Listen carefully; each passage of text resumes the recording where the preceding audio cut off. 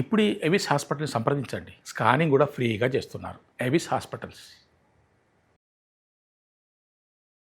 నమస్కారం, welcome to Suman TV. నేను గీతాంజలి. ఇవాళ మనతో పాటు ఉన్న అతిథి శ్రీ విద్యాపీఠం వ్యవస్థాపకులు, గత 45 సంవత్సరాలుగా శ్రీ విద్య ఉపాసనతోటి ఎంతో మందికి మంత్రోపదేశాన్ని చేసిన శ్రీ గురు కరుణామయ్య గారు ఉన్నారు. వారితో మాట్లాడి కొన్ని అమూల్యమైన విషయాలు తెలుసుకుందాం. గురువు గారితో మాట్లాడదాం. గురుగారు నమస్కారం అండి. గురుగారు, పౌర్ణమి, ఏ పౌర్ణమైనా మనకి 12 మాసాల్లో చాలా విశేషమైన అంటుంటారు. అందులో భాగంగా ఇప్పుడు వచ్చేటువంటి ఆషాఢ పౌర్ణమి గురించి తెలుసుకోవాలి. ఆ రోజున ఎవరిని ఆరాధించాలి?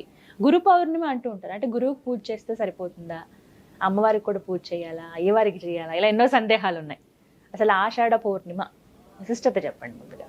ఇందాక ఆషాఢ మాసంలోనే వారాహి నవరాత్రుల గురించి ఒకసారి మాట్లాడుకున్నాం, గుర్తుందో లేదో. అవును. ఈ శూన్యమాసంలోనే పౌర్ణమి వెలుగులు కురిపిస్తున్నాడు అతనే గురువు. ఈ గురు పౌర్ణమిని వ్యాస పౌర్ణమి అని కూడా అంటారు. వ్యాస పౌర్ణమి. ఈ గురు పౌర్ణమి నాడు ముఖ్యంగా పూజించాల్సింది గురువుని. అంటే ఎవరు అంటే వందే గురుపతద్వంతం అవాన్ మానస గోచరం రక్త శుక్ల ప్రభామిశ్రం అతర్క్యం త్రైపురం మహః అంటుంది గురువుని గురించి శ్లోకం. అంటే అందరికీ గురువు అంటే ఒక ఆకారం. మా శిష్యులకు గురువు అంటే ఇదే. నేను వాళ్ళకంతా ఇది కాదురా, ఇది వెళ్ళిపోతుంది. కానీ గురుతత్వం వందే గురు పదబంధం 2 పాదాలు ఉన్నాయి. ఒకటి అనాలిసిస్, ఒకటి బ్లిస్, విమర్శ, అనుగ్రహం. ఈ 2 గురు పాదాలు. ఆ రోజు గురుపాలన నాడు అందరూ గురువుకి వెళ్ళడం, నమస్కారాలు పెట్టడం, ఓ డబ్బులు ఇచ్చేసేయడం, లేదా ఇలా పూజ చేసేయడం చేస్తారు. చెయ్యొచ్చు, తప్పు లేదు, అది చెయ్యాలి కూడా. దానికన్నా ముఖ్యం ఆ రోజు గురు పౌర్ణమి నాడు ఏం చేయాలంటే, మనకి మంత్రాన్ని ఇచ్చినటువంటి గురువు, లేదా మన జీవితాన్ని మార్చిన గురువు. అందరూ గురువులు మంత్రాలు ఇవ్వరు. యోగా నేర్పించిన వారు ఉంటారు, లేదా అవును కదా, జాతకం వాస్తు నేర్పించిన వారు ఉంటారు, ఎస్ట్రాలజీ, అందరూ గురువులే. వాళ్ళ దగ్గరికి సంవత్సరానికి ఒకసారైనా సరే క్షేత్ర దర్శనం, గురు దర్శనం మస్ట్ అండ్ షుడ్ అంటారు. ఎందుకంటే మనకి సంసారంలో ఈ ఎనర్జీ అంతా డ్రైన్ అవుట్ అవుతుంది. అవునా కదా? కాదని నేను సత్యం. పిల్లలతో వేగలం, భార్య భర్తలతో వీళ్ళతో వేగలం ఉంటుంది, ఈ డ్రైన్ అవుట్ అవుతుంది. ఈ డ్రైన్ అవుట్ అయిన ఎనర్జీని రీజనరేట్ చేయాలంటే ఇద్దరికే సాధ్యం. ఒకటి గురువు, ఒకటి దేవుడు. ఇద్దరికి తేడా లేదు. ఒకడు కనబడ్డు, ఒకడు కనబడతాడు, అంతే తేడా. అంచేత కనబడిని దేవుణ్ణి క్షేత్రంలోకి వెళ్ళి దర్శించుకుంటాం. ఎందుకు ఆ క్షేత్రం? ఆడికి వచ్చేటప్పుడు వేలాది మంది తిరుపతి వెళ్ళామని గోవిందా గోవిందా గోవిందా తప్పితే ఎక్కువగా మాటలు వినవడం. అక్కడ అంతమంది లక్షాది జనులు వచ్చి మంత్రజపం చేస్తే ఆ వాయుమండలంలో ఉన్న శక్తి నన్ను రక్షిస్తుంది. అంచేత సంవత్సరానికి ఒకసారి వెళ్ళి అక్కడ రీజనరేట్ చేసుకుని ఆయన మళ్ళీ ఇక్కడికి వచ్చాక డ్రైన్ అవుట్ అవుతాం. లేకపోతే చాలా డిప్రెషన్స్ వస్తాయి. అలాగే సంవత్సరానికి ఒకసారి నాకు మంత్రాన్ని కానీ విద్యని కానీ బోధించిన గురువు, ఆ గురువు ఎక్కడున్నా సరే, నేను ఒకప్పుడు అమెరికాలో ఉంటాను, అక్కడ ఉన్న వాళ్ళందరూ రావాల్సిందే. కొంతమంది ఇప్పుడు గురు పౌర్ణమికి అమెరికా నుండి, బ్రెజిల్ నుండి, రష్యా నుండి వస్తున్నారు. ఎందుకంటే చెప్పాను, నేను మంత్రం ఇచ్చిన వాళ్ళందరూ నన్ను వచ్చి చూడండి అర్రా, మళ్ళీ ఇది వెళ్ళిపోవచ్చు, ఉన్నప్పుడే నువ్వు చూడాలి అని. ఆ గురువుని దర్శించుకుని గురుమండల పూజ అని ఉంటుంది. ఆ గురువుకి అష్టోత్తరాలు ఏవో ఉంటాయి, లేదా ఆ గురువుకి నమస్కారం పెట్టి, అక్కడ కూడా గురు పౌర్ణమి నాడు అందరూ నా కాళ్ళు పట్టేసుకుంటారు. ఆ గురువుని కాళ్ళు పట్టుకోవాల్సిన అసలు నెసెసిటీ ముట్టుకోక్కర్లేదు. ఈ 2 చేతులు నేల మీద ఆంచి, ఈ నుదురు నేల మీద ఆంచి, మోకాళ్ళ మీద ఇలా ఉండాలి కనీసం గురు పౌర్ణమి నాడు. ఇప్పుడు ఏమవుతుంది, ఇందాక చెప్పాను, వందే గురు పదద్బంధం. నా ముందున్న ఉన్నట్టు వ్యక్తి నేను ఆరాధించే దేవతతో సమానం. నేను అప్పుడు ఓం నమ శివాయ అనుకున్నానంటే ఆ శివుడి యొక్క శక్తి ఈ వ్యక్తిలో వెళ్ళి ఇలా వెళ్ళి ఈ కాళ్ళ ద్వారా, ఈ భూమి ద్వారా నా నుదుటికి వస్తుంది. ఇది నన్ను రక్షిస్తుంది. అంటే గురువు ఆకారంలో కాదు, గురు తత్వంలో నేను దర్శించాలి. వందే గురు పదద్వంతం అవాన్ మానస గోచరం. వాక్కుతో కానీ ఆలోచన కానీ లొంగని వాడే గురువు.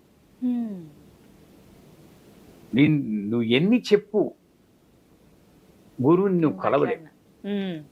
ఎన్ని మంత్రం ఎన్ని వేల సార్లు చెప్పినా అది కొలమానం కాదు. అవానుమానుల గోత్రం రక్త శుక్ల ప్రభా మిశ్రం. ఆ గురువు ఏం నేర్పిస్తాడంటే నీకు త్యాగం నేర్పిస్తాడు. రెనౌన్సియేషన్ అంటే వదిలేయడం కాదు, నాకున్నది 10 మందితో పంచుకుని ఇవ్వడం నేర్పిస్తాడు. రక్తం చైతన్యం ఇస్తాడు. శుక్ల అంటే జ్ఞానం. ఈ రెండు కలిసిందే గురువు. మూడో ఆఖరి వాక్యం చాలా ముఖ్యం. అతర్క్యం త్రైపురం మహః. నేను ఒకడిని గురువు అనుకున్నా అంటే ఒకళ్ళు ఎవడో ఆడవాడు మగవాడు గురువు అనుకుంటారు, ఇంకా తర్కం లేదు. ఇప్పుడు వాళ్ళందరికీ ఏంటంటే గురువు అయినా భగవంతుని నన్ను రక్షిస్తేనే గురువు, నా సమస్యలు పోతేనే గురువు, లేకపోతే వాడు గురువు కాదు. జంప్ చేయాలని ఇంకో గురువు పడుకో, ఈ గుడి కాకపోతే ఇంకో గుడి, ఈ గుడి ఆ గుడి కన్నా పవర్ఫుల్. ఈ మాయలో పడి కొట్టుకుంటున్నాం.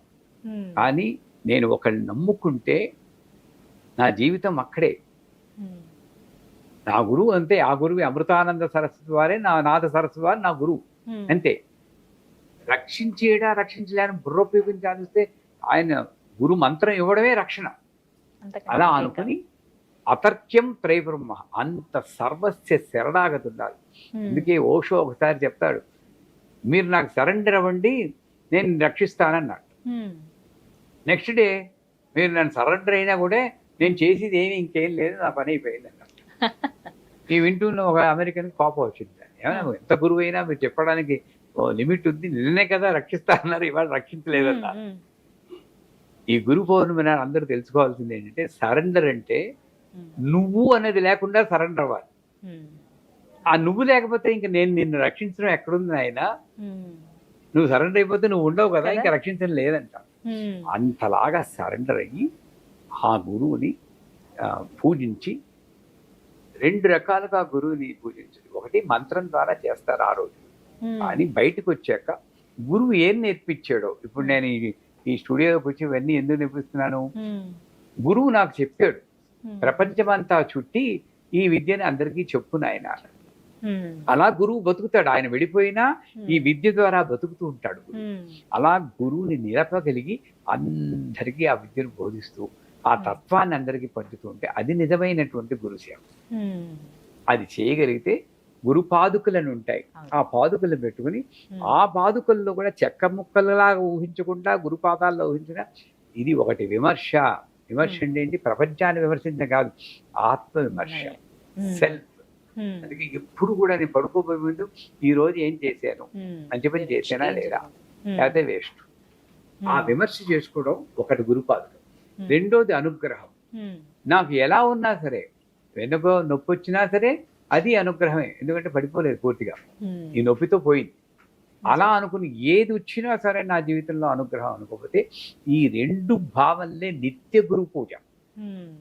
గురు పౌర్ణమి నాడు చేసినా చేయకపోయినా కూడా నిత్య పూజ గురు పూజ చేసుకుంటూ ఆ గురు పౌర్ణమి నాడు వచ్చినప్పుడు అందరూ అసెంబ్లీ షట్కోణం గీస్తాం మేము.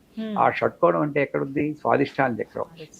ఈ కామక్రోధాలని అదుపులో ఉంచేవాడు కూడా గురువే. ఇప్పుడు నా జీవితంలో 25 సంవత్సరాలప్పుడు నా గురువు నాకు వచ్చాడు. ఆయన రాలేదనుకోండి, మామూలు కుర్రాడిని. ఈ పాటికి ఎవరు నాతో మాట్లాడతారు సాధారణంగా చెప్పండి. 70 ఏళ్ళు ఇచ్చాక ఎవరైనా మాతో మాట్లాడతారా? కొడుకు కూతురు కూడా మాట్లాడు, ఇలా కూర్చుని వెయిట్ చేస్తుండాలి వాడి పిలుపు కోసం. అలాంటిది కాకుండా నాతో మాట్లాడడానికి తహతహలాడే జీవితం ఇచ్చిన వాడు నా గురువు. ఆ గురువుని నేను స్మరించుకోవడం నాకు గురు పౌర్ణమి రోజు అందరూ చేయవలసింది ఇది. అయితే క్షేత్ర దర్శనం, లేకుంటే వారి గురువు ఎవరైతే ఉన్నారో వాళ్ళని వెళ్ళి దర్శించుకుని రావటం అనేది చాలా చక్కగా వివరించారు. అంటే సాధారణంగా చెప్పేది ఈ మంత్రం జపించమను ఇవన్నీ ఇలా చెప్తారు, కానీ మీరు అసలైన పరమార్థం ఇలాగే కదా దొరుకుతుంది అనేది చక్కగా వివరించారు గురుగారు. నమస్కారం అండి. సుమన్ టీవీలో మీ పర్సనల్ అండ్ బిజినెస్ ప్రమోషన్స్ కోసం కింది నెంబర్కి కాంటాక్ట్ చేయండి.